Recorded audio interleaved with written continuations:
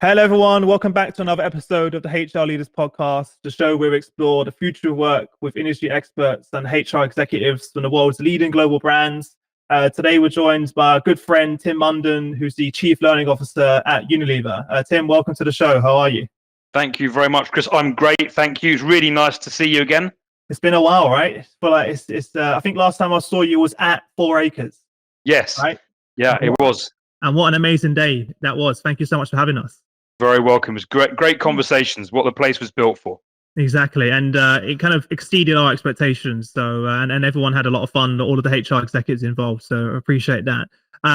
It's second time on the podcast. So thanks so much for coming back. Obviously, you're not sick and tired of us. No. Really happy to be back. Fantastic. Well, I was saying to you before the show, on more of a serious point of view, that our last conversation was a massive game changer for me. When we first started the podcast, and for everyone listening, it was around health and well-being, mental health and well-being. I never expected that I would be going on my own journey throughout that episode, and through you talking about your experience, and that really kind of opened the door for me to express how I was feeling. And for everyone listening, pretty much for my whole life, I've suffered with anxiety and panic attacks, and I never understood what was wrong with me. I hid it from everyone. My wife for 14 years, she had no idea, my friends, my family. And it was in the last episode with Tim that I actually kind of spoke her up and sort of discussed how I was feeling about it. And it's been a huge weight off my shoulders. All of the fears, the anxiety, because people don't realize you have anxiety about having anxiety. Right, absolutely. and you worry about what are my friends going to think, what are my colleagues, my family, and everything. All of those concerns that I had were completely unfounded. And if anything, everyone rallied around me. We had no idea that you were suffering or you felt that way. And a lot of my friends and family would never understood why I wouldn't turn up to that social gathering or that party or that wedding, or why has Chris not left his house for 2 weeks? That was why. And for my whole life, I've always hid that. I think the only person that was aware was my mum, and who also suffers from anxiety as well. So I just wanted to say thank you for that, because it's been huge for me. Well, I thought you were immensely brave to do it, and it was great, and also for me, because my journey was very similar, of working and talking about mental health for quite a while, listening to people talking about their experience, and then realizing that what some people were talking about was something that I was also experiencing, which is post-traumatic stress, and that helped me to then reach out and get help. So I've had a similar experience to you, and I think, like you, once you start to speak about it, it enables other people to speak about it, and that's the work we're doing in the mental health area, is helping people to be open, to get help, and so I thought you did a fantastic thing there. So thank you. Well, that's not really the topic of this episode today, guys, but I just wanted to say thank you to Tim for doing that, because it's huge for me, not just personally, professionally, family. It kind of impacts every single part of your life. So on today's show, we're going to talk about something as equally important, I think, as well, which is around purpose and how purpose drives performance, which is, I know, another area, Tim, that you're very passionate about. Absolutely. And doing a lot of work around. So let's start with the obvious question. In your mind, what is purpose, and why should an organization bother about it? So purpose is being talked about a huge amount, and I think it's easy for us to kind of almost not really think anymore about what it means. But what it really means is why. Why do people do things? And that happens at an individual level. For an individual, it's why do I do what I do? And to answer the question of what is it that fundamentally motivates me? What is most meaningful to me? And then for organizations, which is also purpose is very, very relevant for, it's about asking and answering the question of why do you exist? Fundamentally, why are you here? So purpose really is about asking that why question, answering it, but then really importantly, acting from it. And that's the really critical part. And actually the harder part is acting from purpose. I think it's something that people are really interested in, because I think there's a desire in the world for authenticity.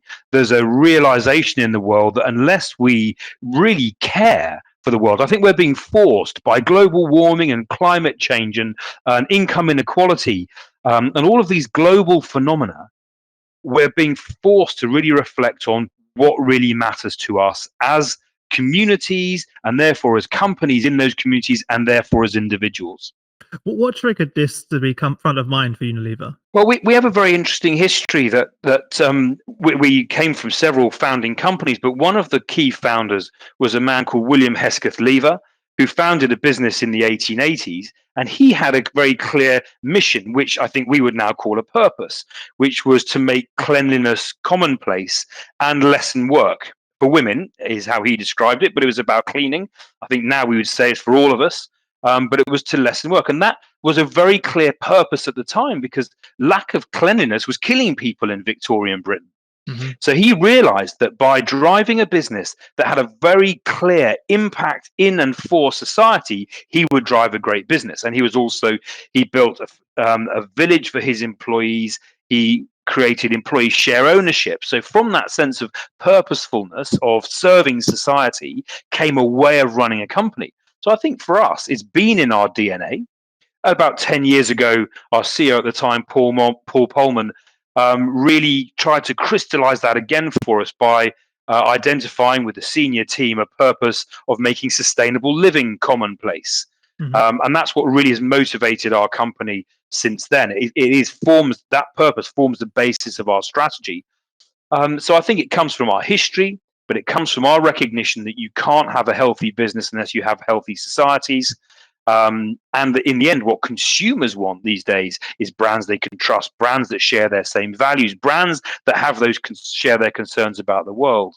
And so for us, it's about how we serve the world, serve our Mm-hmm. consumers, and look after our people. Fantastic. And how are you then now aligning the purpose of the business with the purpose of, the tens of hundreds of thousands of people to Yeah. work for Unilever, right? Indeed, this is really, really important. So if you want to have a purposeful business with purposeful brands, you need to encourage people to come to work with their purpose and to bring their whole selves. I think actually purpose is very related to where we started, Chris. It's Mm-hmm. about the whole person coming to work and being open.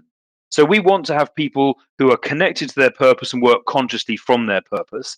So in order to achieve that, we have created a workshop, an experience for people to help them find words and connect to that purpose. And then we encourage them to put that purpose at the heart of their development plan and their career plan, and to work from it. We don't try and shape it, and we don't try and make a very tight link between Unilever's purpose and their own purpose. That happens naturally. We just try and create a space where people can bring that purpose naturally to the workplace. Not to state the obvious, but what are the main benefits that you see for people and individuals in terms of leading from purpose? There's many, and we're currently in a research study with LSE to understand exactly how the benefits work and what they are. But we've already seen quite a few. So by this point, 45,000 of our people have been through a purpose workshop, and that's quite a large number. Oh, yeah. And they've come from all kinds of backgrounds. So maybe the people listening are thinking, well, that's great for people in offices, but this has been an experience that's been offered and really taken up by people around the world in many, many countries and from many backgrounds, in our factories, in our offices, in our research labs. This is a deeply human thing. So one of the benefits is that it really emphasizes that human thing. And so in some of the focus groups we've done, we've seen that the benefits that people describe are that it creates a common language to talk about things that matter to people. Mm-hmm. It creates trust and transparency because people really see each other. Actually, often after the workshops, I've run 25, 30 of them myself. People say afterwards, I never really knew the people that I worked with, because we're used to the outer. We're used to the things we talk about every day, but we don't hear these deep stories, which is how we do this. So trust, transparency, team bonding. And therefore, it also helps for us to think about what tasks people want to do and helps to shape careers. And people are much more invested in their development plans if it's based on the thing they care about. I think one of the things that HR professionals have struggled with over the years is getting people to fulfill these training plans that everyone writes. And we ask them, well, why don't people do the training? And you think, well, because it's not their plan. It's not their plan, not motivated, and it's not linked to their purpose. Exactly. So if you come from purpose, so we find, almost 100% of people literally 97 say it's a good investment of time. They say they'll use it in their job, which I think is really interesting. They'll use it in their job.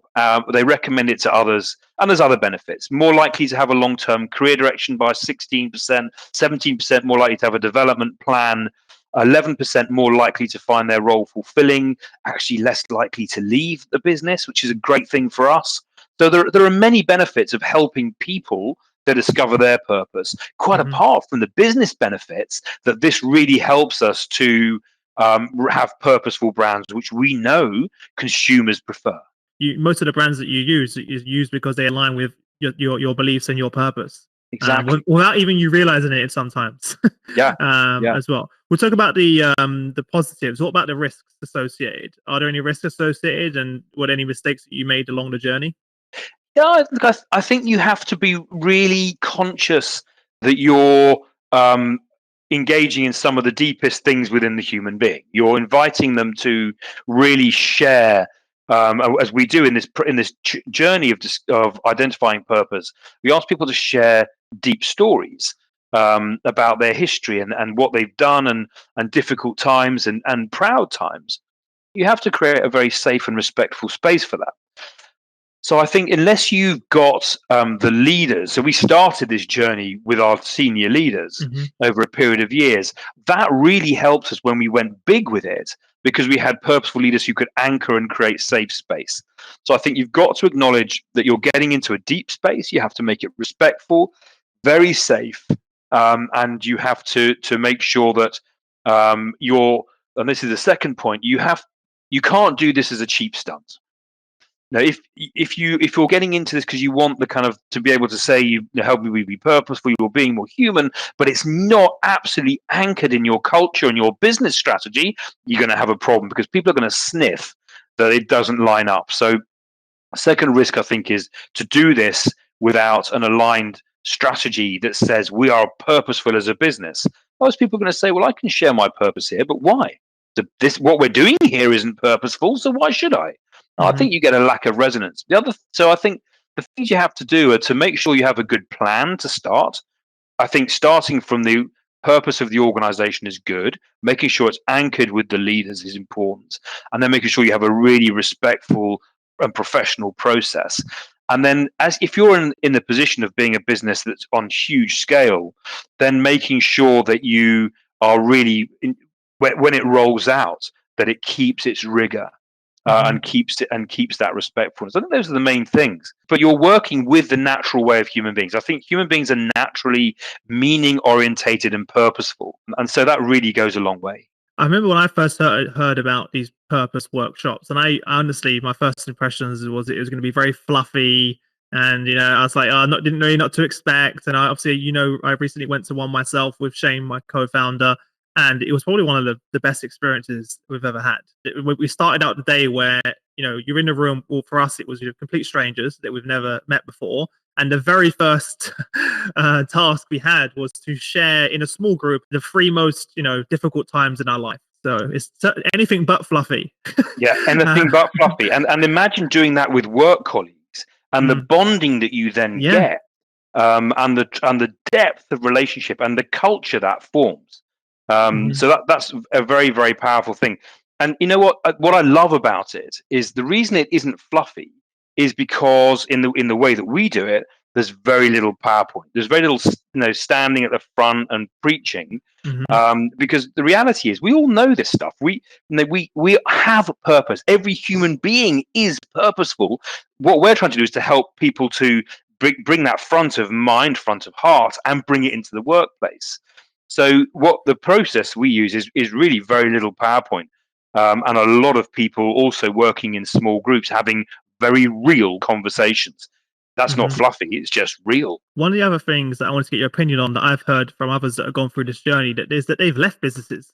And have you experienced that, where you've had people that have gone through this journey and realized, what, perhaps Unilever is not the best place for me, and it's not a bad thing, because their purpose may be aligned elsewhere. Yeah, totally. And not a huge number, but there have been people, and absolutely, what can you say? But great. Yeah. What a fantastic thing to have discovered your purpose and to go and and live that purpose. And people who do that, I think, are also deeply appreciative of an organization that's given them the space to connect with that in the first place. And that's what we want. I mean, Unilever is actually many more than just the employees who work for us. I mean, we have a huge community who work with Unilever and other businesses. I mean, hundreds of thousands.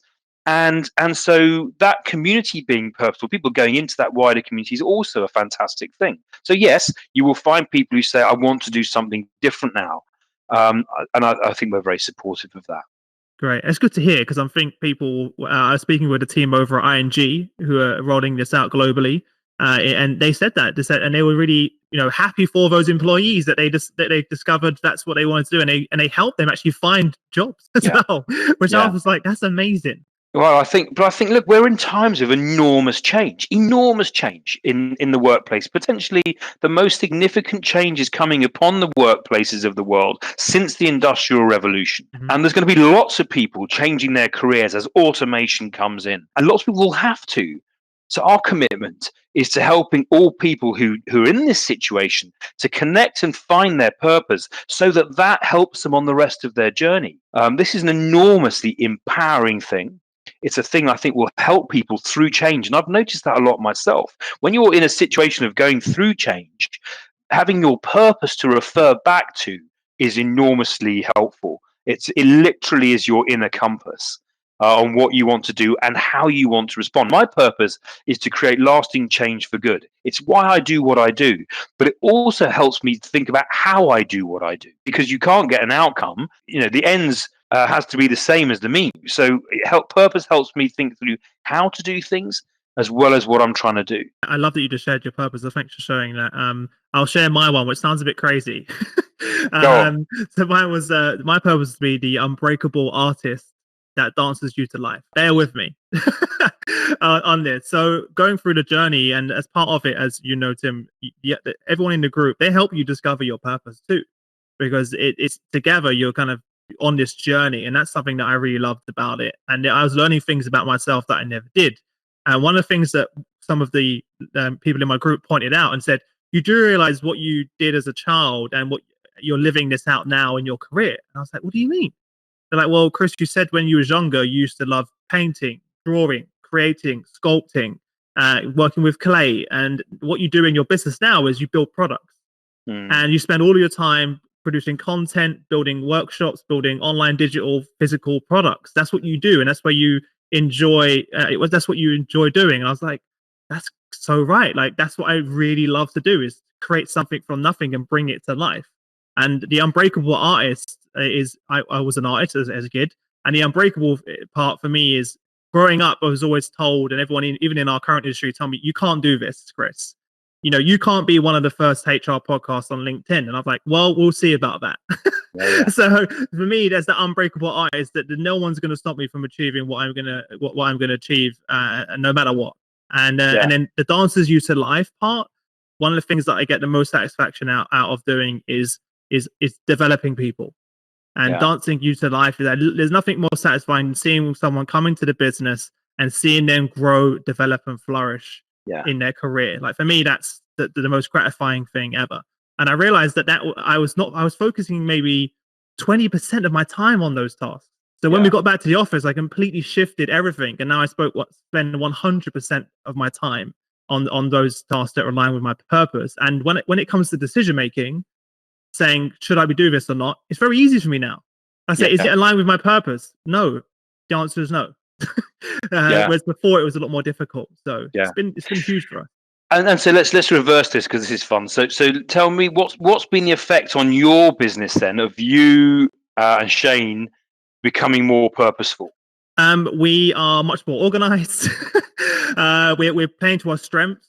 So we realized that I was perhaps doing roles that Shane was better at, and vice versa. And just because I can do it doesn't mean I should be doing it in that many cases. So we've optimized our business now, become much more efficient, much more, lean, as it were, I suppose is to use the word. We've developed many more products now, because I'm focusing on product development, which has then increased our profitability as well, and added more value to our customers. Our content, our podcast has grown. So we're now reaching, hundreds of thousands of more people around the world, because I'm spending more time building content and doing what I love. We've hired in some incredible talent. Now I have time to actually go out and look for and recruit. Whereas before I was so busy in administrative tasks and everything else that I never had time to actually interview people, Yes. let alone find talent Yeah. as well. So it's been a game changer. And also we're working better as co-founders, better relationship. So there you go. So you've answered the kind of the point of this whole podcast, which is, does purpose drive performance? Absolutely, you've just described it.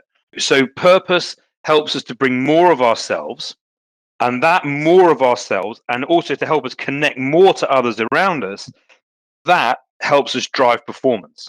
Yeah. And that focus also on the purpose of your business, that helps to drive performance. Because in the end, there's only human beings here.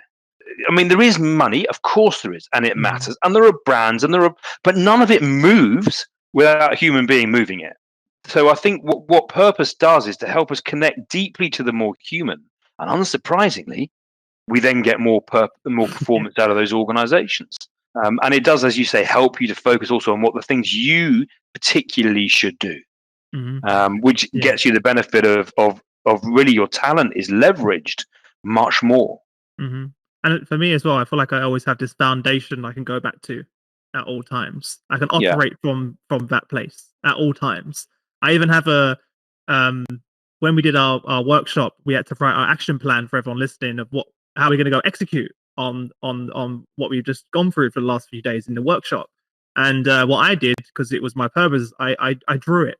So I have a huge picture. It fills up our entire wall in our office of my purpose. I drew it out. I painted it and drew it out on the whole on the wall. And now every day I walk in and I can see that's why I'm here. That's what I'm doing. Rather than, because me having it on a piece of paper didn't relate to who I am and my purpose. Yes. So we took it to that extreme. Show us your painting. This is the I can't get it off the wall, but I've got the original sketch. This is the original sketch from the day. All right. So all right. I don't know how I'm going to explain this whilst you guys are on the show, but essentially the river, which you can see coming down, that's a waterfall. Yeah. Apparently that's a waterfall with a cliff. Wow. Yeah. Represents the journey that I've been on. And along the step of the journey, we have the 1 year. By the way, this is the action plan. So the 1 year action plan, the 2 to 3 years, and then the 3 to 5 years. And then along the way, so in the first year, we want to at the time we wanted to take our HR, launch our business in the US, which we've now done, and bring our HR innovation roundtables to the US market. So that's why you got a picture of the US there. I wanted the podcast to be the #1 podcast in the HR space, which I think we're pretty much there. I'm claiming we are. Let me know if you want to challenge me on that. And that's why it says #1 HR podcast right there. Yeah. And then there's a picture of some people here, which you probably can't see, but this is kind of growing our team. And there's a small little plant and a large tree, and that's the sort of me developing our people and then growing with the business as well. And then kind of 2 to 3 year plan was taking our business to AI and voice, because I believe the future of content is in AI and mainly voice. So we've already, even though that's supposed to be a year from now, we've already launched the podcast on Alexa and many other voice platforms. So we're kind of a bit ahead of time on there. I'm not going to go into the rest of the detail, but we have a lot. This is for me. I walk in the office and I can see visually where I am, where I'm going, and I can also update it as well. So that's just really random. Really cool. It's really great because of course some people are visual and some people like words, and I've worked a lot with purpose with young leaders the last 10 years or so, and you do need to create space for different types of people to express things differently. We've had purpose in words in a statement, we've had purpose in songs, purpose in paintings, drawings, and you have to express it, because in fact constraining how you express something so personal makes no sense. If you to express something so personal as purpose, you have to express it in a way that really matters to you. Could you share one of the practical activities that you do within one of your workshops for everyone, just to give them an idea of the type of activities that you do during the sessions? So there's a mixture of things. So the storytelling process is really important, because through telling stories you get people to reflect on what shaped them, And so as you've described, we do get people to tell stories. We get people to do some reflection as well, and thinking for themselves about what they value and things that are really important to them. And it's that combination then of sharing stories live, so that people, there's something about telling your story that makes you hear it for yourself. So you don't read it, you tell it. So you're reflecting as you speak, you're getting some input in what people are hearing from you. You're reflecting yourself, having had that kind of half a day of sharing stories. You're reflecting deeply on things that matter to you, and then starting to find words that really resonate. And that's a really important part of this, is trying to find words that resonate and then sharing those and getting feedback on those. And I find it's this asking questions of yourself. Now, I actually first came across purpose when I was 22, and I had I'd been wanting a career in the army, and it hadn't worked out. I'd been injured, and I had to retire, and I was quite lost as to what on earth to do, because that had been my career kind of choice for some years. I actually met someone who changed my life by asking me two questions: what do you really love, and what do you want to learn about? And he said to me, if you answer those two questions when you pick your next career, you're always going to be motivated and you're always going to be interested. That was my first exposure to purpose. It wasn't called that, but those two questions are fantastic. What do you really love, and what do you want to learn about? And for me, I love human beings.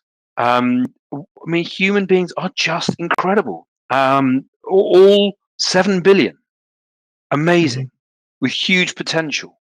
And I want to learn about how we can help people express that potential in communities and companies, because the world really needs it. And so that's deeply what motivates me, is why I do what I do. And so those are some of the things you can do. And honestly, you can start work on this. If you're thinking, listening to this, I want to work on that, then I think those two questions are a really great place to start. And the way you do that is you get a notebook and you just start writing, and look at it and read it, think about it, and then write some more another day. And those questions, I found them, they really, to be honest, they help to transform. Before we wrap up, Tim, looking back on the journey that you've been on, you're still on that journey. It's never ending. Let's be honest, really, right? What are some lessons that you've learned as a business, also personally as a leader, and what advice would you give to others that are going to be on this journey, whether they're starting out or currently on it? Yeah, so I think on individual purpose, and how you enable it, I think it took us too long to get from the leadership phase to everybody, and I wish we'd been able to go a little faster with hindsight. So don't get stuck in the trap that this has to live only in big leadership programs, because purpose is in all of us. It's natural to all of us. People yearn for it in their work as well as in the brands and the companies they engage with. So move with clarity and speed. Other lessons: keeping your company purpose, organizational purpose, and individual purpose linked together, or as an activity. Bringing those two people together makes it an awful lot easier, because you create the right space. But I think the main thing I'd say is just start. To be honest, you have, whatever organization you're in, you're surrounded by people with purpose. We all have it. The only question is, are you encouraging them to bring it to work and to work consciously and deliberately from it? And as we do, we humanize the workplace, we humanize organizations, and that's what the world needs right now. There's a lot of criticism and concern about organizations that don't create great outcomes for the other human beings. If you engage the deeply human in the company, you'll get the deeply human from the company. Fantastic. Well, look, Tim, thanks so much again for taking the time out to join us. It's a pleasure as always. I'll definitely let you go now, because it's the weekend, and all of you guys listening as well. Well, appreciate you coming on, and I wish you all the best until we catch up again. Thank you very much. And if anyone's got any questions or comments, I'm on LinkedIn, and my door is open for conversation about this. Well, that was my last question I was going to ask you, but now you know. But don't blame me, as I say to everyone, don't blame me for all the LinkedIn messages you're going to get after, right? So fantastic. Well, look, I'll let you go, Tim. Thanks a lot. Enjoy your weekend, and I'll see you again soon, okay? Cheers. Thanks, Chris. See ya. Bye. See you. Bye.